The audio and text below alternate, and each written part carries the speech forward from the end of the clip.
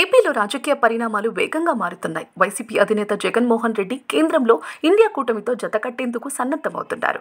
కేంద్రంలో అధికారంలో ఉన్న బీజేపీ, ఏపీలో తెలుగుదేశం కూటమి ప్రభుత్వంలోనూ భాగస్వామిగా ఉంది. దీనికి తోడు కేంద్ర ప్రభుత్వంలో చంద్రబాబు నాయుడు కీలకంగా ఉన్నారు. ఈ క్రమంలో జగన్ అక్రమాస్తుల కేసుల విషయంలో ఎప్పుడైనా జైలుకు వెళ్తారన్న టాక్ ఏపీ రాజకీయ వర్గాల్లో జోరుగా వినిపిస్తోంది.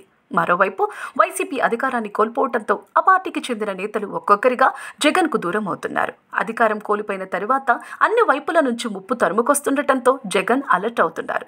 ఎన్డీఏ కూటమి వైపుకు వెళ్లేందుకు ద్వారాలు మూసుకుపోవడంతో ఇండియా కూటమిలో చేరితే కాస్తైనా జాతీయ పార్టీల నుంచి మద్దతు లభిస్తుందని జగన్ భావిస్తున్నట్లు కనిపిస్తోంది. ఈ క్రమంలో కేంద్రంలోని కాంగ్రెస్ పార్టీ పెద్దలతో జగన్ సంప్రదింపులు జరుపుతున్నట్లు తెలుస్తోంది. ఇందులో భాగంగానే ఆయన తరచూ బెంగళూరు వెళ్తున్నారు. ఇటీవల బెంగళూరు వెళ్లిన సమయంలో కాంగ్రెస్ అగ్రనేత రాహుల్ గాంధీతో జగన్ రహస్యంగా సమావేశమైనట్లు తెలుస్తోంది.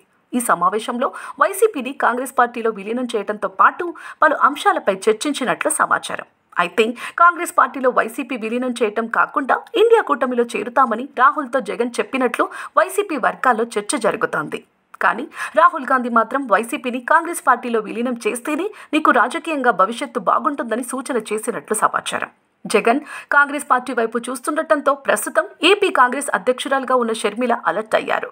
ఏపీ రాజకీయాల్లో జరుగుతున్న మార్పులకు అనుగుణంగా భవిష్యత్తును అంచనా వేస్తూ ఏపీ కాంగ్రెస్ అధ్యక్షురాలు షర్మిల రాజకీయంగా అడుగులు వేస్తున్నారు. గతంలో ఎదురైన అనుభవాల దృష్ట్యా మరోసారి అలాంటి ఛాన్స్ ఇవ్వకుండా కాంగ్రెస్లో మరింత పట్టు సాధించేలా నిర్ణయాలు తీసుకుంటున్నారు.